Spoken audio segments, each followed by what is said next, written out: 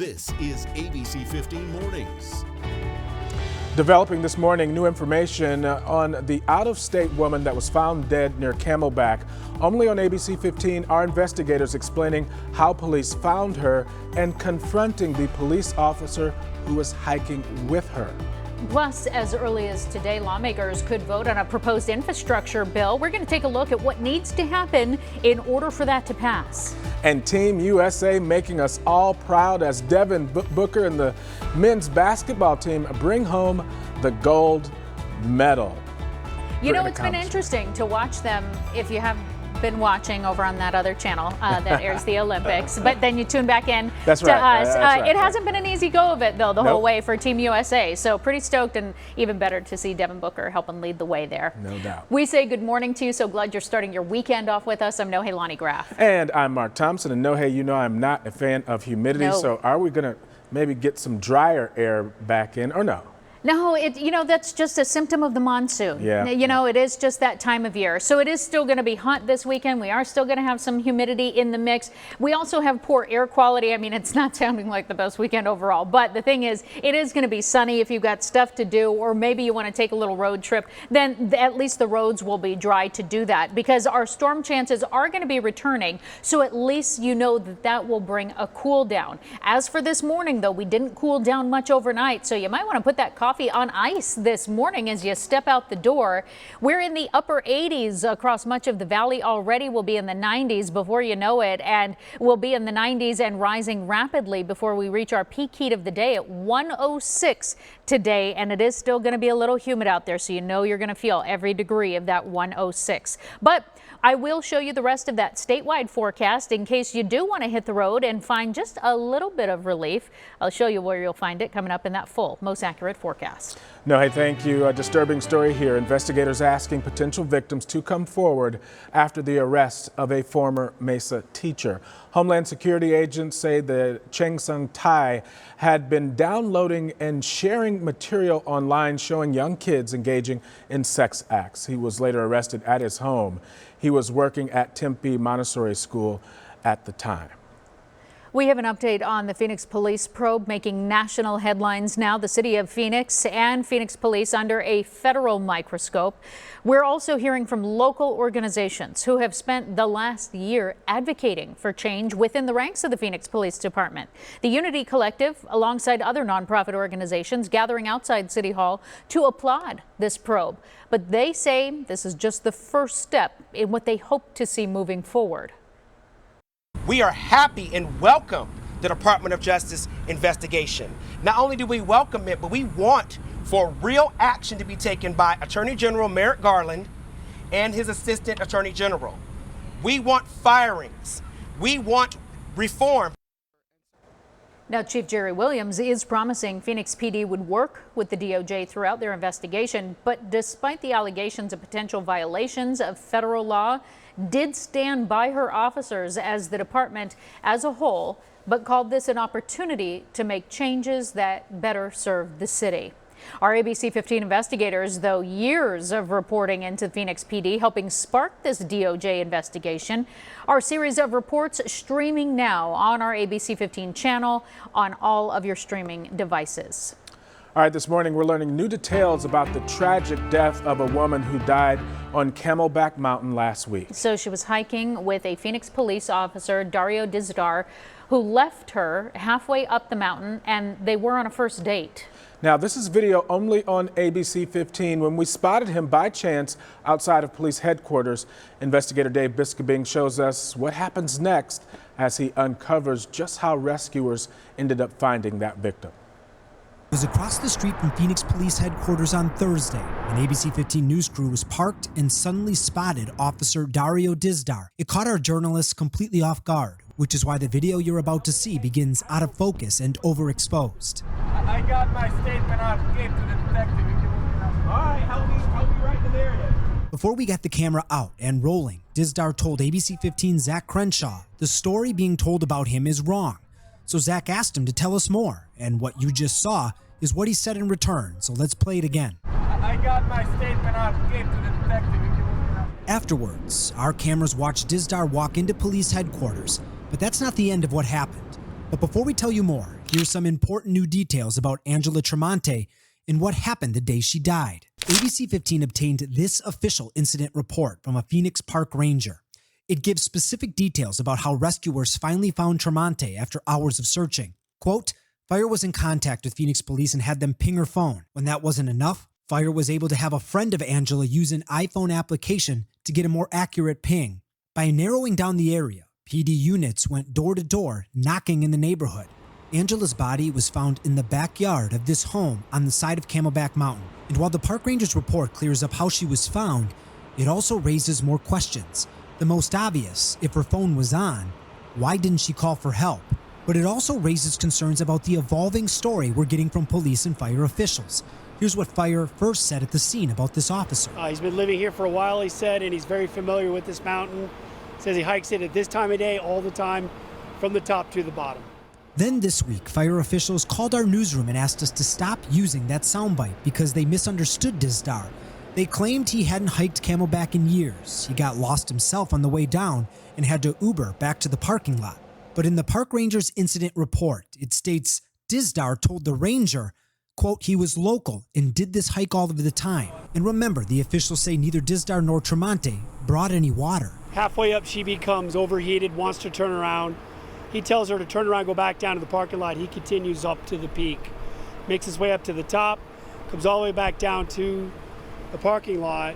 She's not here. Tremonte was from the Boston area. She flew in to meet Dizdar for the first time. The two had been chatting online. So there's a lot more our news crew wanted to ask Dizdar when he came back out of PD headquarters. Instead, Phoenix Public Information officers came out with his keys and moved his car.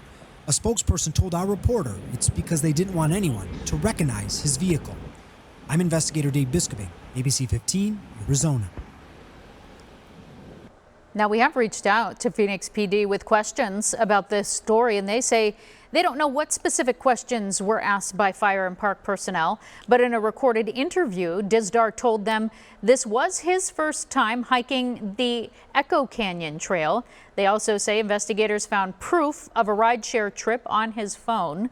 Police say the investigation into Tremonte's death continues. Dizdar is cooperating, and there is no indication of foul play. Now, you can find all of Dave's reporting on this story and watch our ABC 15 investigations on demand on our ABC 15 streaming channels. All right, well, as soon as today, the Senate could vote on a bipartisan infrastructure bill. The bill seemingly on track in the Senate, but with an unclear future in the House unless all 50 Senate Democrats work together to approve a budget as well. Now we want to get to the latest with the coronavirus. 120,000 new COVID cases reported in just the past 24 hours across the United States, and that is a 6-month high. Every single state is reporting high or substantial community transmission, but half of all of those cases and hospitalizations are in just 7 states, all of which have low vaccination rates. The good news here is that the U.S. did hit a new vaccination milestone. 50% of all Americans are now fully vaccinated. And if you still need to get vaccinated, today the city of Phoenix is hosting a free event for the whole family. You can stop by the Washington Activity Center. That's near Glendale and 19th Avenue from 8 this morning until noon. Children that get vaccinated, those 12 and up, will get a free backpack with school supplies. And as more students across Arizona prepare to head back to school next week, the folks at Tempe Marketplace, they're giving kids one last chance to enjoy some summer fun. Their back to school bash, it's coming up tonight from 5 o'clock until 7. Just head to the splash pad near Barnes & Noble and there'll be arts and crafts, music prizes, and even free ice cream. Well, today Cave Creek is hosting Summer Fest. The free event will have a water slide, a bounce house for the kids. Just stop by the local Johnny's on Cave Creek Road near Hidden Valley Drive from 3 p.m. until 8 p.m. Well, Suns fans are going to love this one. New for you this morning. Team USA bringing home gold for the 4th year in a row in men's basketball. That's right. Devin Booker and Team USA beating out France. The final score was 87-82, so not a blowout. It was kind of close. Yeah, but Book was leading the way, and it's nice to see him just getting more praise on a national and international scale now. He was fighting. He was digging. That's right. During those games. But, you know, there are so many athletes, of course, making the USA proud. That's right. And ABC's Morgan Norwood has more of the biggest moments from Tokyo.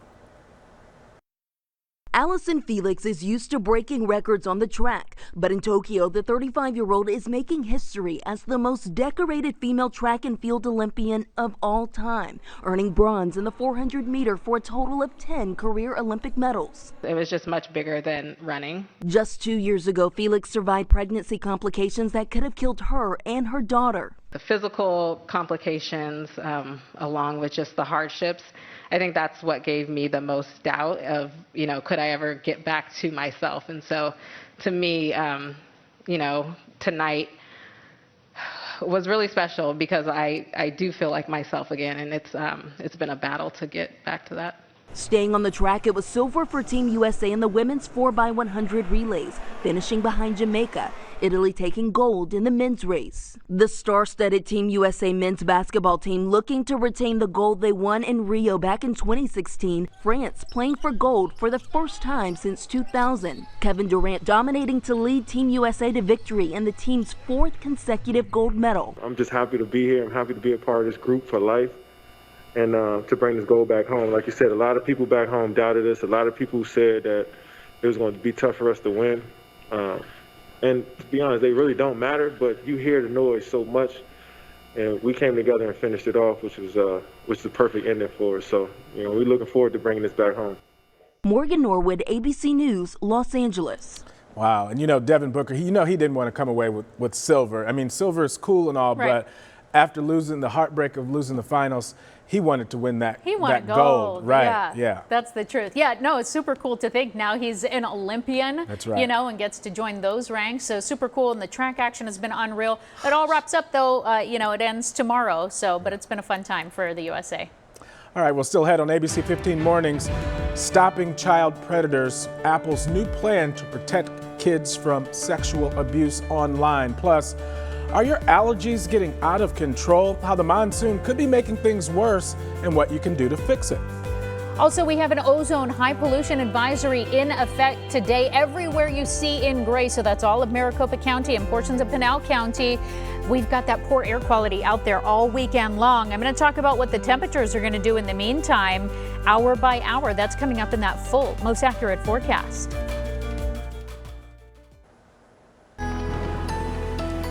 Well, after a pretty quiet week last night, lots of us saw this dust kicking up south of the valley from the monsoon 2021. This is all playing into it. You can see there, look at that, the Cliff Castle chopper watching on as that cloud of dust made its move. You can see long lines of traffic taking things slow in the distance there, and for good reason. Well, monsoon 2021 bringing more than just dust into the valley. It's also aggravating many people's allergies. We spoke with Paula Bauer. She's a pharmacist at Spot RX. She says that all of the construction going on makes the topsoil loose. So when a monsoon storm hits, the dust in the air, it goes into our bodies. With all that dust, it gets just stuck in our nasal cavity, in our eyes, in our mouth. So that will definitely cause our bodies to say, hey, we don't like that here when you get that dust out. Common allergy symptoms include itchy eyes, runny nose, and headaches. But Paula says if you've got a high fever, that is something different. You're going to want to go see the doctor. Now, for everyday allergy treatment, Paula recommends nasal fluticasone, which is a allergy medicine that could give you some relief. All right, Nohe, I haven't been through a dust storm yet, quite yet, but I was looking at some of those the pictures from the Cliff Castle chopper. Mm-hmm. I mean, it really slowed things down on the roadways, people trying to navigate through that. Oh, yeah. I mean, it's our version of like fog, you know, in other might see that in the mornings. It gets pretty thick out there, and so that's why we always say pull aside, stay alive, because sometimes that visibility can go really short. This morning we've got mostly sunny skies out there. Live view of Piestewa Peak in the background, little bit of haze, and that is because we do have poor air quality at play all weekend long. 106 today and tomorrow, so it's going to be toasty as well here in the valley, and we've got that high pollution advisory in effect today and tomorrow. Temperatures are starting off fairly warm as well. We did not cool down much overnight, so we're in the mid to upper 80s now across the central and western portion of the valley. 87 in Scottsdale and Tempe, as well as Peoria. It's 88 already in Goodyear. Maricopa staying in the low 80s, as well as Santan Valley, Anthem and Cave Creek, though, so slightly slower to warm up. We're already seeing 90s, though, out west in Lake Havasu City this morning, and close to that in Bullhead City. Further inland, it's a mild start to the morning in Sedona. 72 degrees. Nice to get out for a walk, maybe go get a cup of coffee or take your dog for a walk around the block. North of the rim today, we're starting off in the 50s in Heber, but we're already in the mid 60s in Show Low as well as Winslow this morning. Back here in the valley, it's going to be a pretty rapid warm up here. We'll be in the 90s valley wide by 8 o'clock this morning. 98 degrees by 11, 100 degrees by noon, and climbing from there. 106 is that forecast high that'll be reflected in just about every valley city today, including Surprise, Goodyear, Ahwatukee, and Gilbert. It'll be 105 in Mesa and Scottsdale, 103 in Anthem and Cave Creek. Our average for this time of year is 105, so we're right on track with where we should be. Across the state, though, we have some extremely hot temperatures out west. Once again, portions of Mojave County close to 115 in Lake Havasu City, closer to 110 in Bullhead City, as well as Yuma. Make sure you are hydrating and checking on your vulnerable neighbors to make sure that they're staying cool and hydrated as well. Back here, if we're heading up the road for the day, maybe going to Sedona for a hike, 96 is that forecast high, so make sure you're still hydrating there as well. North of the rim, it'll be in the 80s in Flagstaff as well as Show Low, 86 today, but we're getting close to triple digits all the way north in Page today. Clouds and radar showing us over the last 6 hours. The clouds have cleared out. We have mostly clear skies statewide, and then futurecast as we move forward through today. It'll stay that way until later this afternoon when we have the chance for just some isolated showers in the southeastern corners of our state and to our south, but it doesn't look like any of that is going to kick into the valley. We're looking to stay dry all weekend long, but then storm chances start creeping in as we start the new work week, and that's going to help our temperatures trend down to the low 100s as we move through this next week here. I'll show you how much stronger those storm chances will get and how long they last coming up in that 7-day forecast a little bit later this morning, Mark. No, hey, thank you. Well, still ahead on ABC 15 Mornings, the local school that's now reporting more than 50 active cases of COVID-19, the changes that are being made to protect students. Plus, get a better night's sleep. This morning, a sleep coach weighs in on the top reasons you're not sleeping well.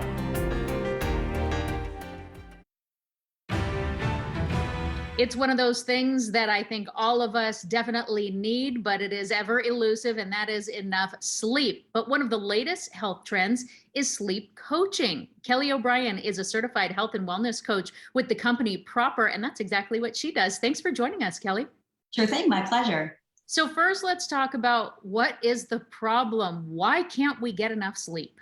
I wish there was an easy and quick answer for that. And really what it comes down to is, as individuals, there are so many different factors that go into what impacts our sleep. So from the coaching perspective, we're actually going to start there. We're going to try to find out on an individual basis, what is each client's version of their perfect night of sleep? And then what does their typical night of sleep look like now? And then we'll try to bridge the gap.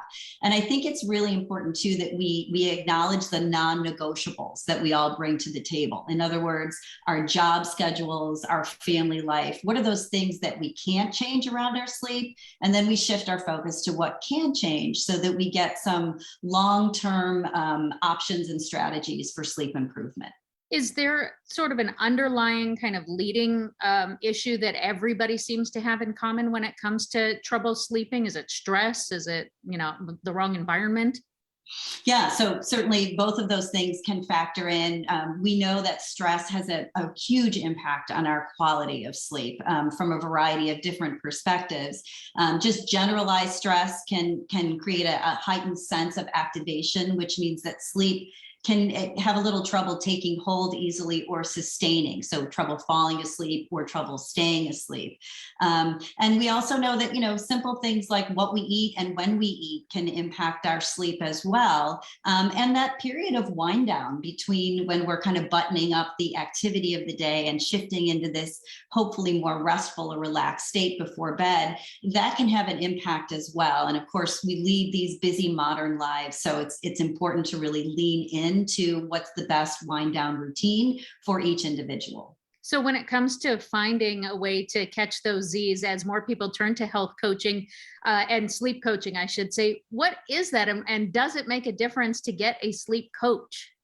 Yeah, it really does, because I think, first of all, a sleep coach is going to help each client get to know what's their specific concerns or needs around their sleep. That's going to vary differently. So if you're a night owl and we're trying to squeeze you into a morning person's routine, we're going to try to find the sweet spot there that honors kind of your natural inclination, as well as, meet the needs of your circumstances, your lifestyle that needs to be there.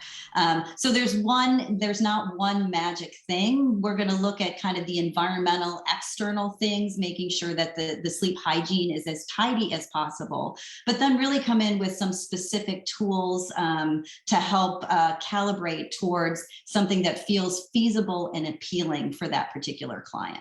We go anytime that we feel we need extra help when it comes to any other version of our health, be it physical, mental, emotional, we always go to an expert. So this would be doing that same thing. Is there one takeaway that people can start with maybe when we're trying to get a better night's sleep?